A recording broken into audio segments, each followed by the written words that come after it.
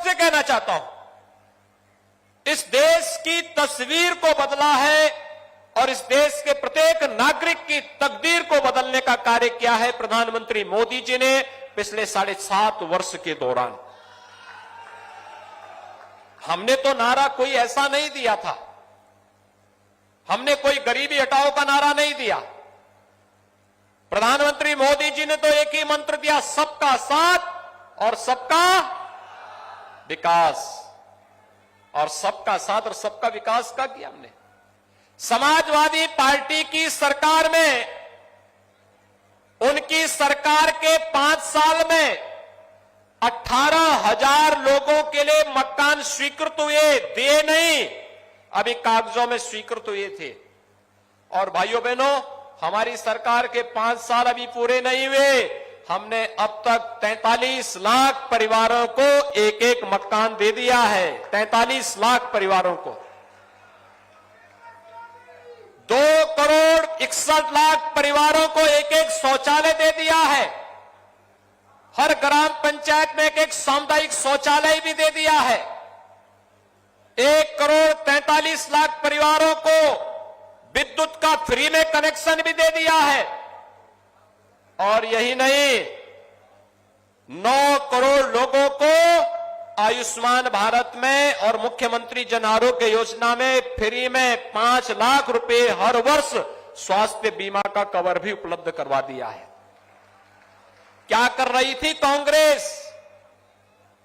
55-60 वर्ष के दौरान समाजवादी पार्टी को प्रदेश में 4 बार अवसर मिला था। क्या कर रही थी समाजवादी पार्टी? और बहन जी को भी 3 बार अवसर मिला था। क्या कर रही थी ये सभी? भाइयों बहनों, पिछले 7 वर्ष के दौरान देश को हर एक क्षेत्र में सफलता प्राप्त हुई।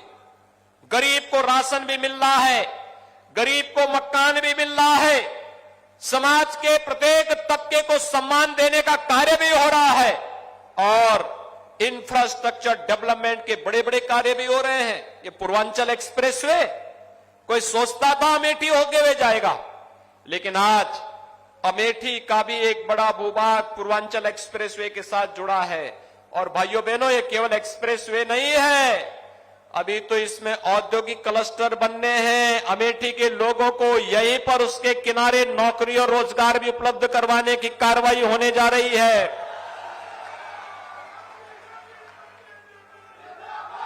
आज तो ये हकीकत है, इतने कम समय में एक्सप्रेसवे का बन जाना।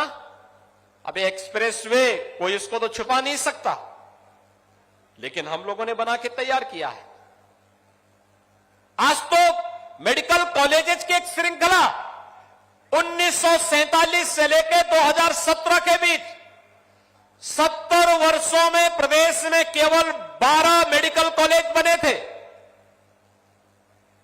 अगर मैं 1947 के पहले भी जोड़ दूं तो कुल 17 मेडिकल कॉलेज बने थे प्रदेश में। और भाइयों बहनों, आज हम लोग प्रदेश में 35 नए मेडिकल कॉलेज बना रहे हैं।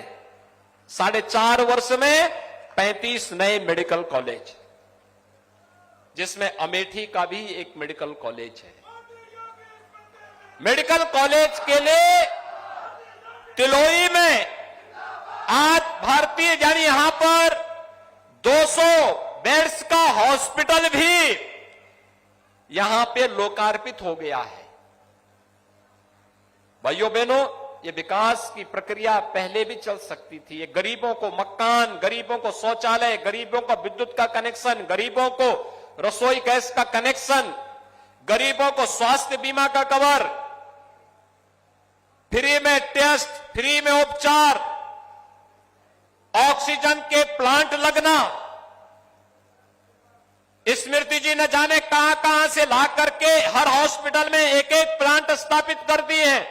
पर्याप्त मात्रा में ऑक्सीजन प्लांट आज लग चुके हैं। क्या कर रहे थे लोग 50 वर्षों तक? विकास की सोच थी नहीं। लेकिन मैं पूछना चाहता हूं, ये पैसा पहले कहां जाता था? आपकी समझ में आया होगा। ये जो गरीबों के आज मकान पैसे से हम लोग बना दे रहे हैं, पैसा पहले भी था, लेकिन ये पैसा कहां जाता था? ये पैसा पहले चला जाता था सपा समाजवादी पार्टी के बबुआ के जो चिढ़ है, वो कह ही रहे हैं ना, चुनाव आयोग से उन्होंने गुहार की है कि छापे चुनाव के बाद डलवाना है। ये नोट की नोट गड्डियां जो निकल रही हैं, ये जेसीबी से जो नोट निकाले जा रहे हैं, आपने जेसीबी से मिट्टी निकलते हुए तो देखा होगा, लेकिन जेसीबी से नोट की गड्डियां निकलती हुए देखी हैं? ये नोट की गड्डियां वही निकल रही है भाइयों बहनों, जो गरीबों के लिए मकान के लिए पैसा आया था पिछली सरकारों में, गरीबों के लिए अन्न के लिए जो पैसा पिछली सरकारों के लिए था, गरीबों के लिए स्वास्थ्य के लिए जो पैसा था, गरीबों के लिए अन्य योजनाओं का जो पैसा था, वही पैसा ये सब अपना बटोर बटोर करके रखे हुए थे। आज उसी पैसे को निकाल करके फिर से उसको विकास के कार्यों में हम लोग लगवाएंगे, इसलिए जेसीबी चलवाई जा रही है। और इस कार्य को हम लोग पहले से भी कर रहे हैं। हमने पहले ही कहा था, जब सरकार में आए थे तभी हमने कहा था अपराध और अपराधियों के प्रति जीरो टॉलरेंस की नीति के तहत कार्य करेंगे।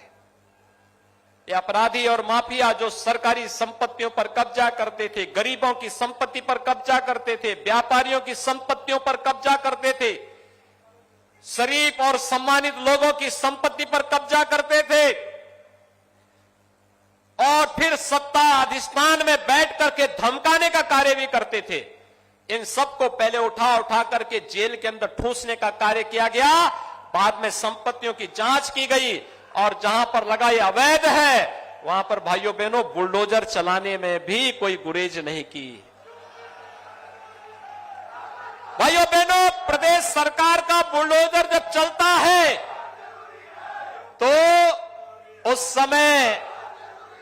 समय समाजवादी पार्टी के बबुआ को बुरा लगता है। जब माफियाओं की संपत्ति जब्त की जाती है तो उनको बुरा लगता है। भाई और बहन को जब माफियाओं के ऊपर बुलडोजर चलाया जाता है तो दोनों को बुरा लगता है। ये सब क्यों हो रहा है? ये लोग आतंकवादियों के खिलाफ दायर मुकदमों को वापस लेते हैं। ये लोग पेशेवर अपराधियों को गले से लगाते हैं, गरीबों के लिए आने वाले पैसे को हड़प जाते हैं, विकास की योजना में डकैती डालने का कार्य करते हैं। और जब प्रदेश सरकार अपराध और अपराधियों के प्रति जीरो टॉलरेंस की नीति के तहत कार्य करती है, पेशेवर माफियाओं के द्वारा अनैतिक तरीके से अर्जित की गई संपत्ति पर बुलडोजर चलाने का काम करती है, तो इनको बुरा लगता है।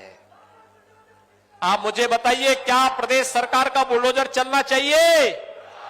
सभी लोग सहमत हैं? आशीर्वाद है ना? आप लोग सहमत हैं कि चालू रहना चाहिए? ये चरेवेती होना चाहिए ना?